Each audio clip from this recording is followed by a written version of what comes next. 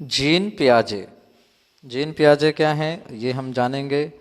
जितने भी टेट के एग्ज़ाम होते हैं, टीचर एलिजिबिलिटी टेस्ट होते हैं, उन पे जीन पियाजे से क्वेश्चन बहुत आते हैं। तो हमें देखना है जीन पियाजे के तमाम चीज़ों के बारे में। अच्छा, जीन पियाजे के बारे में हम पहले देखेंगे तो ये कौन है। एक स्विट्जरलैंड के मनोवैज्ञानिक हैं जिन्होंने बच्चों के ऊपर अच्छी खासी खोज की हुई है। बालक का संज्ञानात्मक विकास क्या कहलाता है? Cognitive development. ये किसने कहा है? जीन पियाजे ने कहा है। मानव विकास के समस्त पहलुओं को, जितने भी एस्पेक्ट हैं ह्यूमन डेवलपमेंट का, उसको एक क्रमबद्ध तरीके से किसने उजागर किया है, बताया है? जीन पियाजे ने किया है। आप देख सकते हैं इनकी पिक्चर को भी। जी हाँ। अच्छा, संज्ञानात्मक विकास के प्रत्यय क्या होगा? Concept of cognitive development. यहाँ पे एक बड़ा इंपॉर्टेंट टॉपिक है अनुकूलन। अनुकूलन क्या होता है बच्चों में? वातावरण के अनुसार अपने आप को ढालना अनुकूलन कहलाता है। सीधा क्वेश्चन आता है परीक्षा में कि वातावरण, एनवायरनमेंट के हिसाब से अपने आप को एडजस्ट कर लेना क्या कहलाता है? अनुकूलन कहलाता है। दूसरा यहाँ पे जो हमारा टॉपिक है वो क्या है? समायोजन। समायोजन क्या होता है? पूर्व ज्ञान या योजना में परिवर्तन करके वातावरण के साथ तालमेल बनाना समायोजन कहलाता है। अच्छे से समझेंगे। पूर्व ज्ञान यानी जो ज्ञान हमारे पास पहले है और जैसे हम कुछ जानते हैं उसमें कुछ नया जोड़ लिया और उसको बराबर से हम एडजस्ट कर पाएं, तो उसको यहाँ पे हम क्या कहेंगे? समायोजन कहेंगे। नेक्स्ट टॉपिक क्या है हमारा यहाँ पे? इसी पे विकेंद्रीकरण। एक ही समस्या को अलग अलग रूप से समझ पाने की योग्यता या समस्या समाधान को अलग तरीके से सोचने की जो योग्यता है वो क्या कहलाती है? पियाजे जिसकी बात करते हैं वो यह है यहाँ पे स्कीमा। स्कीमा काफ़ी इंपॉर्टेंट टॉपिक है। स्कीमा क्या है ये समझेंगे अच्छे से। हमारा जो भी अनुभव होता है, हर एक अनुभव का दिमाग में क्या बनता है? एक स्कीमा बनता है। इसमें देखेंगे इन्होंने क्या तथ्य दिया हुआ है। इसमें बच्चा अनुभव के आधार पर जो भी ज्ञान अर्जित करता है वो सभी संगठित होते रहते हैं, जिसे हम प्रीवियस नॉलेज भी कहते हैं। विकेंद्रीकरण, डिसेंट्रलाइजेशन। इसमें बच्चा वास्तविकता का चिंतन करता है। वास्तविकता यानी रियलिटी क्या है। जैसे बच्चों को कोई खिलौना दिया जाता है तो वह सोचता है कि ये कैसे बना होगा, उसका उपयोग कैसे होता होगा।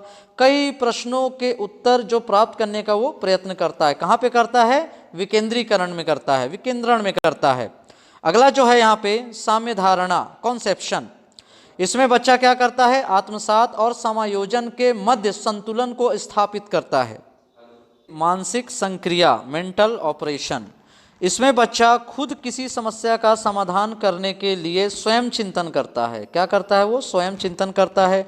उस समस्या के समाधान के बारे में वो सोचता है एवं उससे संबंधित जानकारी एकत्रित करता है जिससे उस समस्या का समाधान हो सके।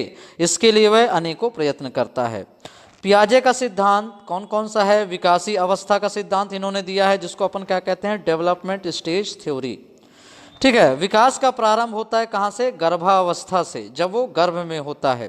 संज्ञान विकास शैशवावस्था से प्रारंभ होकर जीवन पर्यंत चलता रहता है। ये बड़ा इंपॉर्टेंट है। यहाँ पे देखेंगे क्या है कि संज्ञान विकास, बच्चे का जो संज्ञानात्मक विकास कहाँ से स्टार्ट होता है? शैशवावस्था से, जब वो शिशु होता है, छोटा होता है।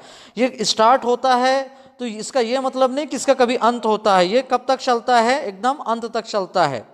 यानी कि बच्चे के गर्भावस्था से, जब वो पैदा नहीं होता तब से उसका विकास चालू हो जाता है और जब तक वो मरता नहीं है, यानी उसके ग्रेव तक, उसकी कब्र तक, ये जो विकास है वो सतत लगातार चलता रहता है। जीन पियाजे के अनुसार ये जो इन्होंने 4 स्टेज बताए हैं ना बुद्धि के, इस पे कई जगह पे प्रश्न आते हैं। अभी सीटेट का रिसेंटली जो एग्जाम चल ही रहे हैं उस पे भी इनमें से क्वेश्चन आए हैं। इनकी जो 4 स्टेजेस इन्होंने बताई है, sensory motor stage, pre operational stage, concrete operational stage और फॉर्मल ऑपरेशनल स्टेज। उसमें पूछता है कि बच्चा इससे इस उम्र का है। जैसे आप देखेंगे यहाँ पे जो सेंसरी मोटर स्टेज है वो क्या है? जन्म से 2 वर्ष है। इसको कई बार 0 से 2 साल बताया जाता है।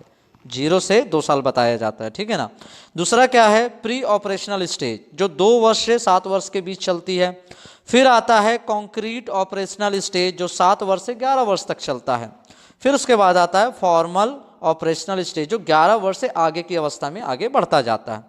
तो देखेंगे यहाँ पे पियाजे के अनुसार बालक में बुद्धि का जो विकास है उनके जन्म के साथ जुड़ा हुआ है। सबसे पहला जो इन्होंने बुद्धि के 4 अवस्थाएं दी हैं वो कौन कौन सी हैं? संवेदी गामक अवस्था, सेंसरी मोटर स्टेज, जो जन्म से 2 वर्ष तक चलता है। दूसरा इन्होंने दिया है पूर्व संक्रियात्मक अवस्था, प्री ऑपरेशनल स्टेज, जो 2 वर्ष से 7 वर्ष की उम्र तक चलता है। थ्योरी में हम देखेंगे सबसे इंपॉर्टेंट टॉपिक जो है कि जो जीन पियाजे जी ने 4 अवस्थाएं दी हैं किसके, बुद्धि के प्रकार की, ये सबसे ज़्यादा इंपॉर्टेंट है। क्योंकि तमाम एग्जाम्स में अगर जो टेट का एग्ज़ाम है, टीचर एलिजिबिलिटी टेस्ट का, तो उसमें पूछता ही पूछता, अभी सी टेट का जो रिसेंटली एग्ज़ाम हुए हैं और अभी जो चल भी रहे हैं, ठीक है ना, अभी जो रिसेंटली एग्ज़ाम हुए हैं तो उनमें भी ये क्वेश्चन इनमें से आए हैं और आते ही हैं। तो देखते हैं, पियाजे के अनुसार बालक में बुद्धि का जो विकास होता है उसके जन्म के साथ जुड़ा हुआ होता है। सबसे इंपॉर्टेंट टॉपिक है, बालक में जो बुद्धि का विकास होता है, जो माइंड का डेवलपमेंट होता है, वो कहाँ होता है, उसके जन्म के साथ जुड़ा होता है।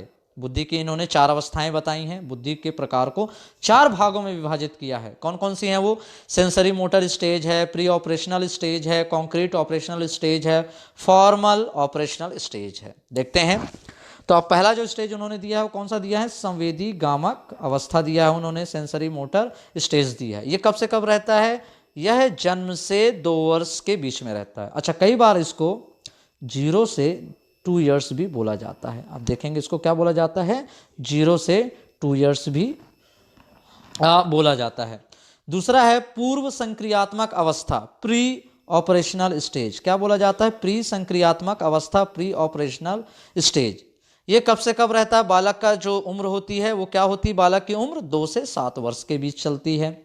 तीसरा जो जीन पियाजे जी ने अवस्था दी है, स्टेज दी है, वो क्या दी है, मूर्त संक्रियात्मक अवस्था, कॉन्क्रीट ऑपरेशनल स्टेज। इसमें क्या होता है, 7 से 11 वर्ष। कई बार यही पूछ लेता है कि संवेदी गामक जो अवस्था है उसकी स्टेज जो है वो कब से कब चलता है बालक के बीच में, तो आपको बताना होगा यह 0 से 2 वर्ष के बीच चलता है या जन्म से 2 वर्ष के बीच चलता है, ठीक है ना। कभी पूछ लेता है प्री जो ऑपरेशनल स्टेज है, पूर्व संक्रियात्मक अवस्था है, वो कब चलता है, वो बालक के 2 से 7 वर्ष के बीच रहता है। फिर है मूर्त संक्रियात्मक अवस्था, कॉन्क्रीट ऑपरेशनल स्टेज, ये चलता है 7 से 11 वर्ष के बीच।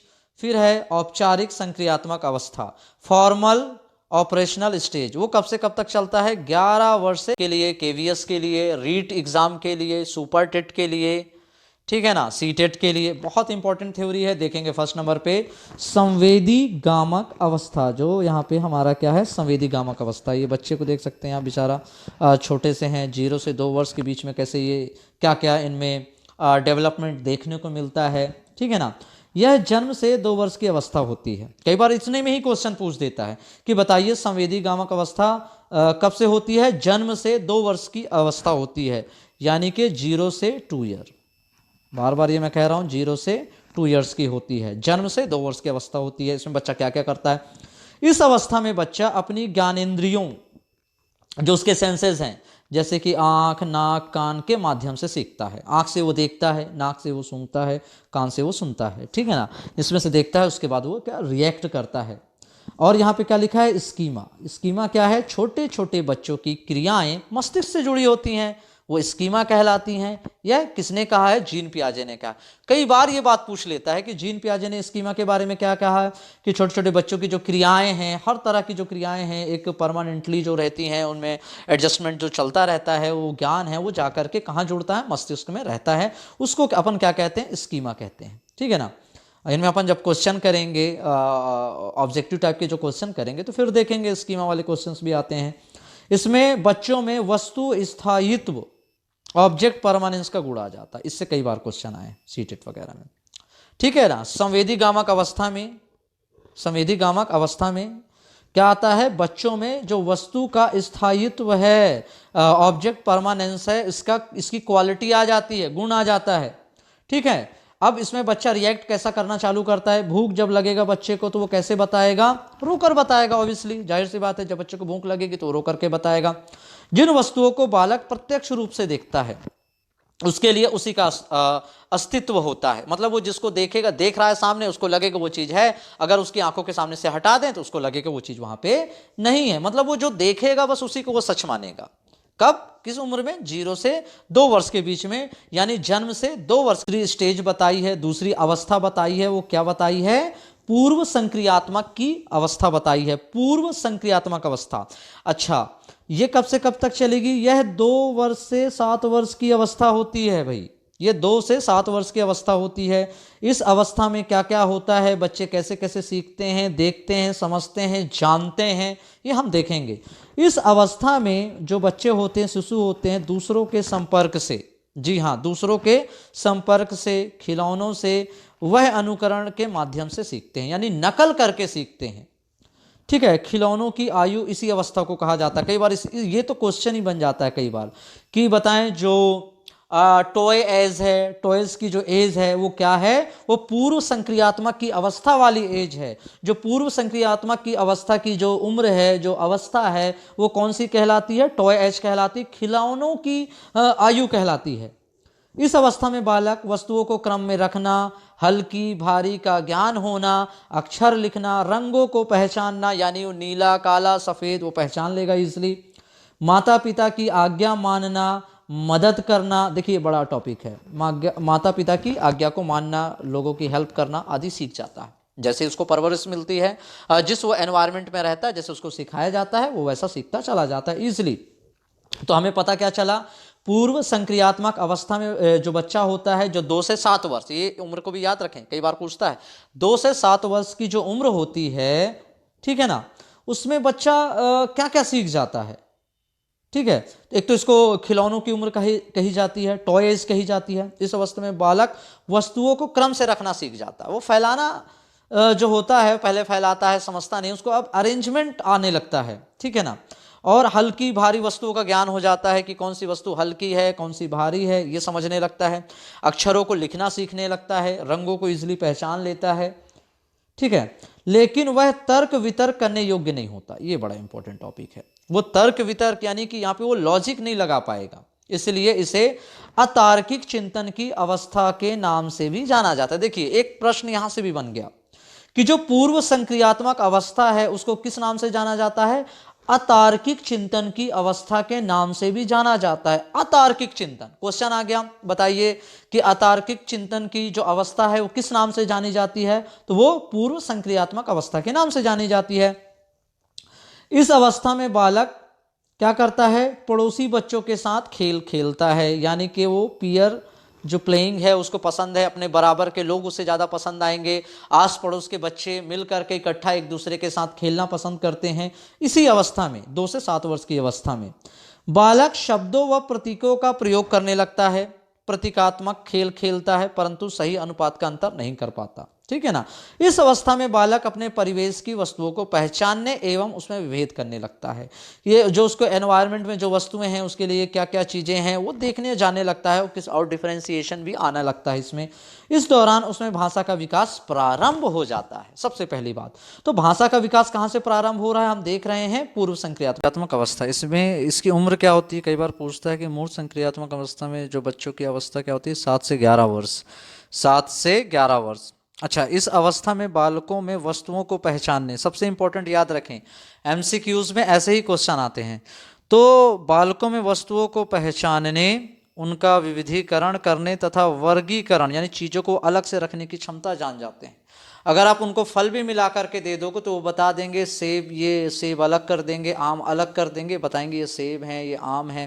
तो उनके अंदर क्या होता है, वर्गीकरण की जो क्षमता है वो कब विकसित हो जाती है, मूर्त संक्रियात्मक अवस्था में हो जाती है। अच्छा, मूर्त संक्रियात्मक अवस्था की जो आयु है वो क्या है, 7 से 11 वर्ष है, ठीक है। इसलिए इसे क्या कहते हैं, मूर्त चिंतन की अवस्था भी कहते हैं। अगर क्वेश्चन आ रहा मूर्त संक्रियात्मक अवस्था को क्या मूर्त चिंतन की अवस्था के नाम से जाना जाता है, तो जी हाँ, ये मूर्त संक्रियात्मक अवस्था जो होती है मूर्त चिंतन की अवस्था भी होती है।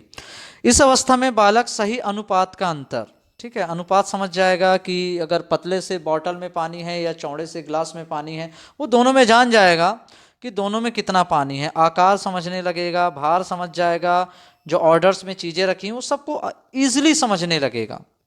आरोही क्रम को समझने लगता है, जो आरोही और अवरोही क्रम है, बढ़ता क्रम घटता क्रम, इसको भी समझने लगेगा। अच्छा, इस अवस्था में बालक दिन, तारीख, समय, ठीक है, महीना और जितनी भी चीज़ें हैं इन सबको बताने योग्य हो जाता है। वो ये जान जाता है कि आज कौन सा दिन है, आज कौन सी तारीख है, आज कौन सा समय है, वो इजीली उसे समझ में आने लगता है, ठीक है। बालक का चिंतन अब अधिक क्रमबद्ध एवं तर्क संगत होना प्रारंभ हो जाता है। अब जो उसकी सोच है, जो उसकी थिंकिंग है, वो एक ऑर्डरली चलने लगती है चीज़ों के अकॉर्डिंग। भाषा एवं संप्रेषण योग्यता का विकास हो जाता है। अब भाषा का भी अच्छा खासा विकास हो जाता है, वो चीज़ों को, सेंटेंसेस को अच्छे से बोलने लगता है, समझने लगता है, जवाब को अपने हिसाब से देने की कोशिश करता है। चौथी जो अवस्था है वो फॉर्मल ऑपरेशनल स्टेज उसको कहते हैं। वो कौन सी है? औपचारिक संक्रियात्मक अवस्था। ये जो अवस्था है ये 11 वर्ष से 15 वर्ष की होती है। ये 11 वर्ष से आगे की अवस्था भी इसको अपन कहते हैं, ठीक है। 11 to 15 इसको मानते हैं, उसके आगे की। तो ये जो औपचारिक संक्रियात्मक अवस्था है, इसमें जो बच्चे होते हैं वो क्या होते हैं? इस अवस्था में किशोर जो बच्चे होते हैं मूर्त के साथ साथ अमूर्त चिंतन करने के योग भी हो जाते हैं। याद रखना, ये मूर्ति नहीं होगा, यहाँ पे क्या होगा? मूर्त होगा। जी हाँ, मूर्त। तो ये मूर्त चिंतन के साथ साथ अमूर्त चिंतन करने के योग्य भी हो जाते हैं। मूर्त और अमूर्त क्या होता है? कॉन्क्रीट होता है और एक अब्स्ट्रैक्ट थिंकिंग जो होती है। तो जो मूर्त चीज़ें होती है जिसे हम देख सकते हैं, छू सकते हैं, टच कर सकते हैं, फील कर सकते हैं, ठीक है ना। यहाँ पे देखें, और इसे तार्किक चिंतन की अवस्था के नाम से भी जाना जाता है। तो अगर क्वेश्चन आता है तार्किक चिंतन की अवस्था कौन सी होती है, तो आप बताएंगे वो चौथी अवस्था होती है, औपचारिक संक्रियात्मक अवस्था होती है। इस अवस्था में मानसिक योग्यताओं का पूर्ण विकास हो जाता है। कौन सी अवस्था? अगर क्वेश्चन आ रहा है कौन सी अवस्था में मानसिक योग्यताओं का पूर्ण विकास हो जाता है, तो आप कहेंगे औपचारिक संक्रियात्मक अवस्था में हो जाता है। आप देख सकते हैं यहाँ पे बालक में अच्छी तरह से सोचने, समस्या का समाधान करने एवं निर्णय लेने की क्षमता का विकास हो जाता है। बालक में अच्छी तरह से सोचने, अगर उसे कोई भी प्रॉब्लम दे दी जाए, तो उसको कैसे करके वो समझेगा, वो आप देख सकते हैं, ठीक है।